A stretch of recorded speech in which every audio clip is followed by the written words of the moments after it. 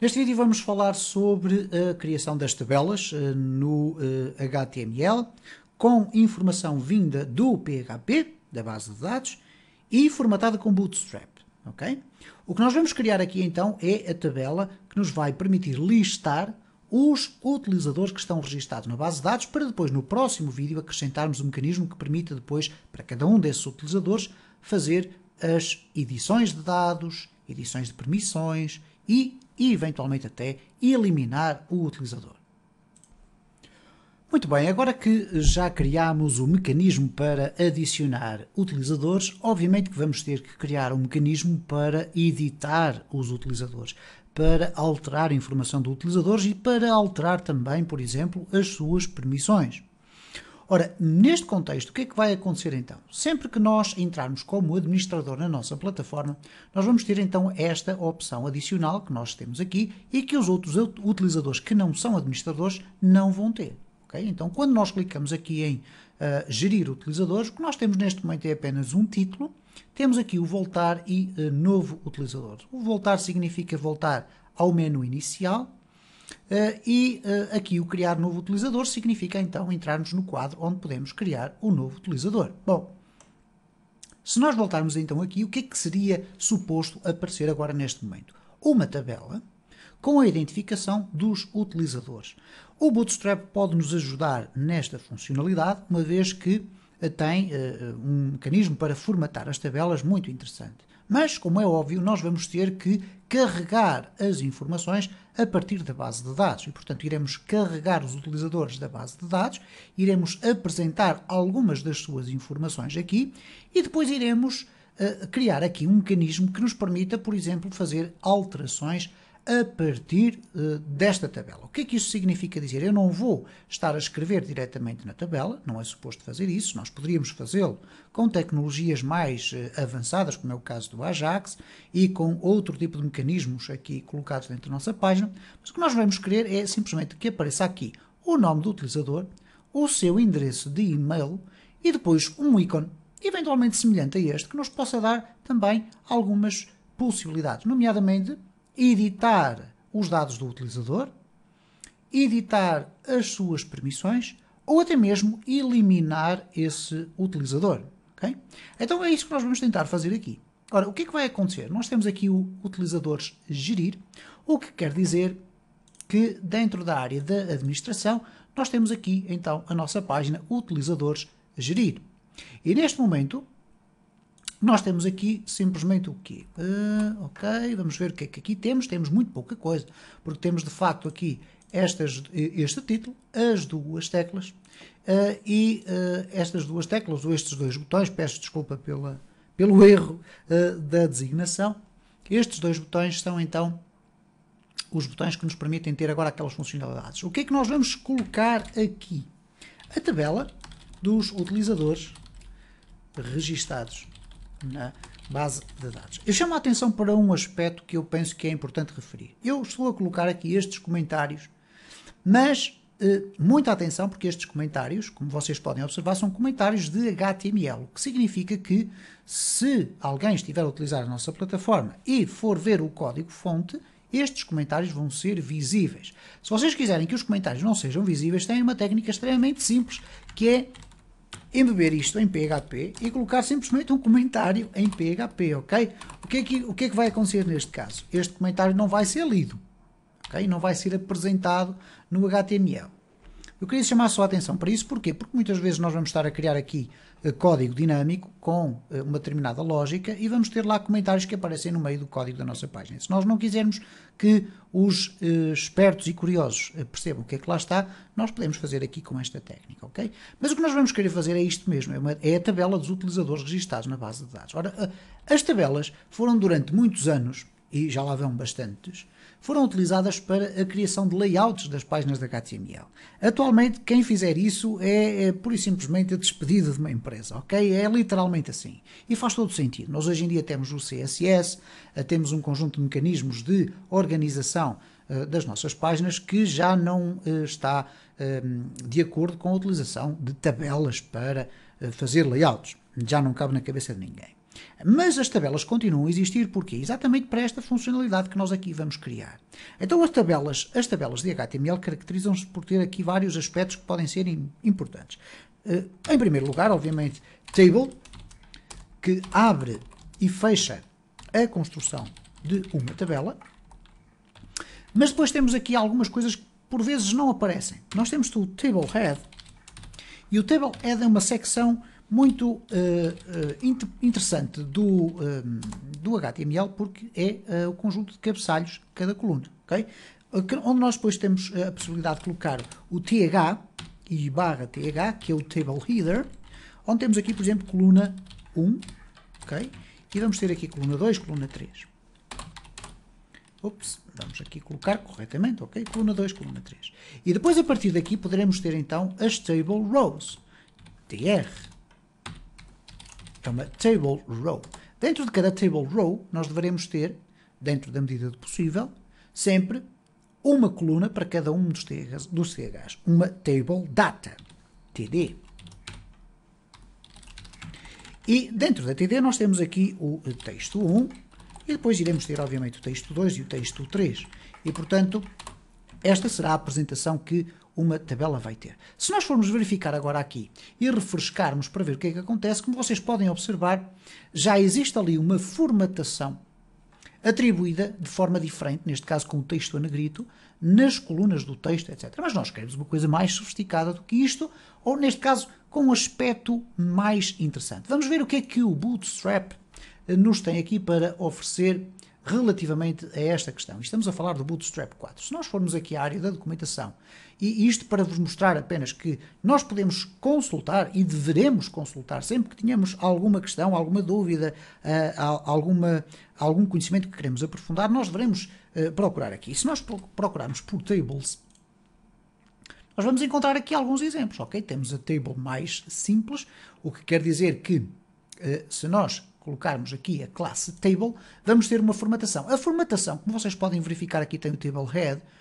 depois eles colocaram aqui uma table row e table header, não era necessário. Aliás, aqui o TR estará eventualmente a mais, não faz muito sentido, mas tudo certo, tranquilo, como vocês puderam observar, ali aparece. Aliás, podemos fazer aqui a colocação de uma TR, deixem-me verificar aqui o que é que eles colocam. Eles colocam um table head, colocam uma TR aqui, depois tem o table body, enfim, ok, tudo bem. Vamos ver se simplesmente com esta construção nós conseguimos obter o resultado que queremos. Neste caso, classe igual a table. Isto para reforçar ao Bootstrap que nós estamos a trabalhar com uma tabela. Vamos verificar aqui o que é que acontece no nosso site, ok? Como vocês podem observar, temos a nossa tabela criada. Claro que há ali a falta de um espaço para cima, etc. E, eventualmente a nossa tabela até está com uma largura maior do que aquela que seria necessária. Então, como é que nós podemos resolver essa circunstância?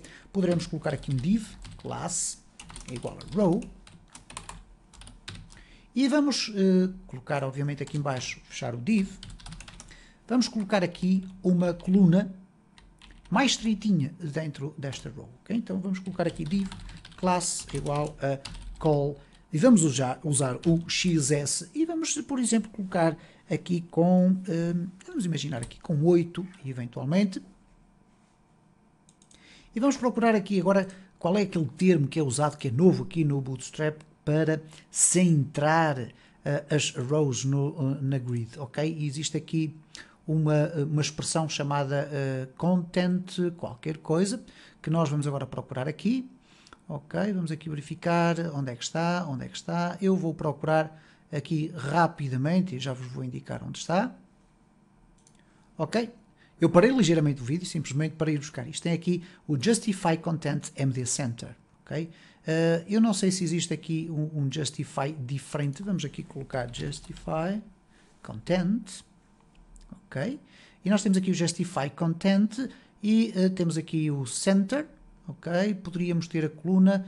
Eu não me parece que seja necessário aqui colocar o MD ou o XS. Se nós colocarmos aqui o Justify Content Center, e neste caso estamos a falar da row, ok? Vamos colocar na row. Eu penso que ele irá, então, centrar aquela coluna que só tem 8, portanto vão ficar a sobrar 2 para cada lado. Ok? Temos aqui dois divs, vamos colocar aqui dois divs também a fechar. E vamos verificar o que é que aconteceu ali à nossa tabela. Ok? Vamos aqui formatar isto como deve ser. Ok, guardar, vamos aqui refrescar a nossa tabela e, portanto, a partir dela irá ficar um pouquinho mais estreita. Ok? Aliás, ficou demasiado estreita, portanto, há ali qualquer coisa que não está a funcionar corretamente. Nós vamos já verificar o porquê. Ok, temos aqui o Justify Content Center, se calhar aqui temos um problema com... Ok, eu já vi onde é que está o problema. O problema estava aqui. Ok, vamos guardar. Vamos aqui refrescar. Cá está. A nossa coluna foi extremamente pequenina.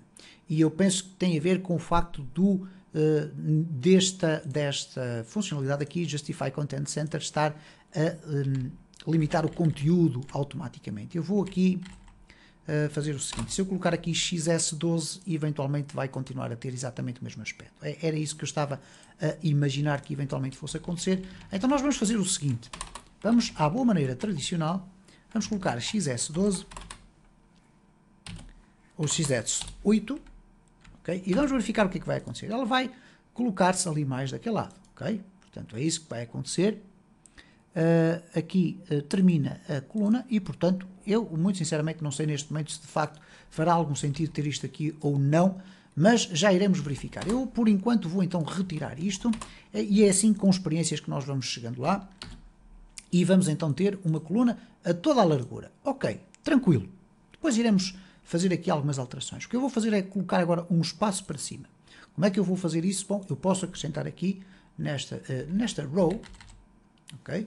Nesta row eu vou colocar aqui, ok, vamos aqui chamar isto mais para a frente, já temos um div a mais, pois é um problema nós irmos trabalhando com estas divisões todas, ok, vamos colocar aqui, certo, portanto este div estará a ser fechado por este, presumo eu, não, temos aqui este em cima, ok, temos ali aquele div, então vamos chegar aqui a tabela para a frente e agora está correto, este div está ali com aquele, ok?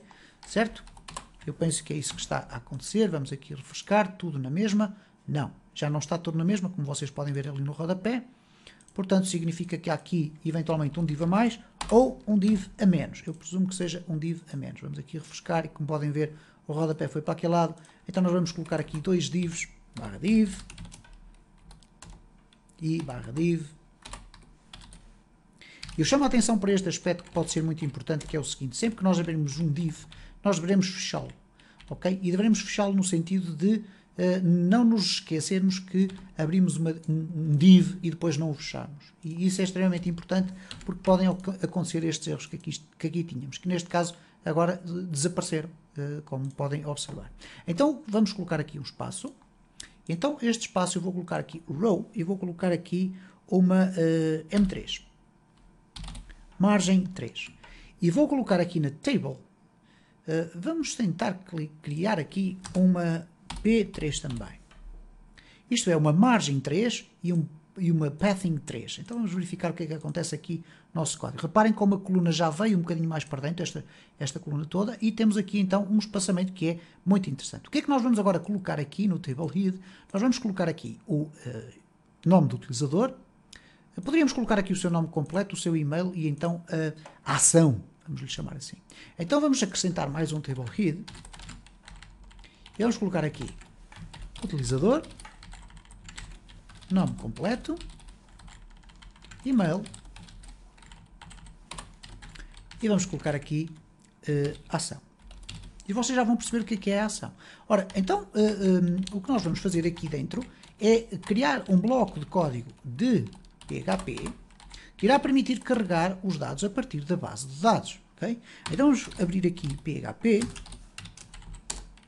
e vamos criar aqui um mecanismo que vai carregar as informações a partir da base de dados. O que é que nós vamos fazer? Vamos colocar aqui um gestor. Eu não sei se nós temos aqui já o gestor em cima definido. Não temos e, portanto, vamos poder utilizá-lo aqui. Gestor é igual a new cl gestor bd. Não vamos ter a necessidade de utilizar parâmetros. Vamos simplesmente colocar dados, utilizadores, é igual a gestor execute query.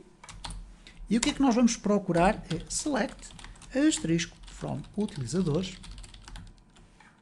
Okay? E se nós quisermos ordenar por alguma sequência, nós poderemos ordenar aqui, order by. Se nós quiséssemos colocar aqui ID utilizador, mas não faz sentido, seria redundante, porque por defeito, se nós não colocarmos nada, ele será organizado por ordem crescente do ID do utilizador. Okay? Se nós quiséssemos colocar aqui por ordem alfabética, poderíamos colocar ordered by utilizador ASC, ascendant. Okay? Não vamos colocar nada, vamos simplesmente fazer isto. Não temos aqui parâmetros nenhuns e agora vamos fazer aqui o ciclo for each que irá permitir apresentar os dados do utilizador. Vamos aqui até criar desta forma, PHP, okay. Vamos aproveitar aqui o código, vamos copiá-lo para baixo, porque vamos abrir aqui o for each e vamos encerrá-lo aqui. Então, for each. E o que é que nós vamos colocar aqui? Bom, dados utilizadores, as utilizador. E agora vamos fazer aqui o AND for each. O que é que nós vamos colocar aqui pelo meio? Bom, vamos colocar código HTML, neste caso, as table rows, ok?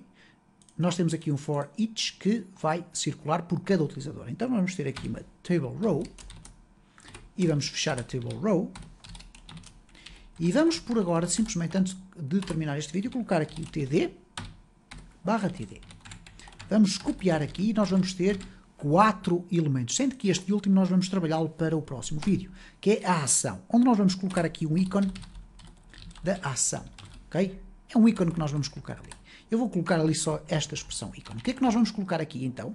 Vamos colocar aqui PHP, vamos fechar ali, ok? E agora vamos aproveitar já aqui o código echo, dados, utilizadores, ou neste caso, utilizador, peço desculpa, porque é a informação que vamos buscar ali.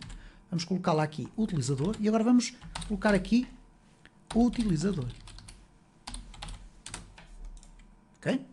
Vamos agora carregar aqui esta informação toda, vamos puxá-la aqui para baixo, para a segunda coluna e para a terceira. O que é que nós vamos colocar aqui? Nome completo. Eu espero que, que seja assim que está lá. E o e-mail. Okay? E, portanto, estas serão as informações que irão ser carregadas diretamente a partir da nossa base de dados. Vamos verificar se é isso que acontece ou não. Okay? Temos aqui um erro. Okay? Ele diz que não existe nome completo. Ok. Porquê? Porque simplesmente se chama nome. Então, vamos aqui refrescar e cá temos então os nossos utilizadores a serem carregados com uma formatação visual extremamente interessante. Vocês podem observar também que no caso do Bootstrap 4, e atenção, do Bootstrap 4, porque no Bootstrap 3 não havia tantas possibilidades. Eu vou colocar aqui tables. Nós vamos ter a possibilidade de usar aqui algumas formatações alternativas muito interessantes, como é o caso aqui desta, Table Dark, mas há aqui uma table que eu acho relativamente interessante, que é esta aqui, ok? Que é o Head Light, ok? Ou o Head Dark. E, portanto, para nós chegarmos a este tipo de apresentação que aqui está, simplesmente temos que colocar aqui Table Dark. Temos que colocar aqui uma classe Table Dark. Então vamos copiar, vamos colocar aqui essa classe e vamos verificar então o que é que acontece com a nossa tabela. Ok, vamos aqui refrescar. Cá está o Table Dark. Acho que está muito mais interessante assim. O que é que nós vamos fazer no próximo vídeo? Vamos colocar aqui um ícone muito semelhante a este que aqui está, eventualmente até igual.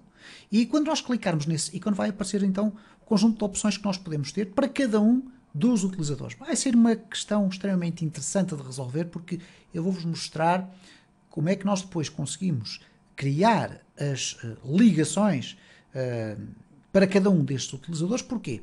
Porque há um valor que os distingue, que é o ID utilizador. Isso vai ficar para o próximo vídeo.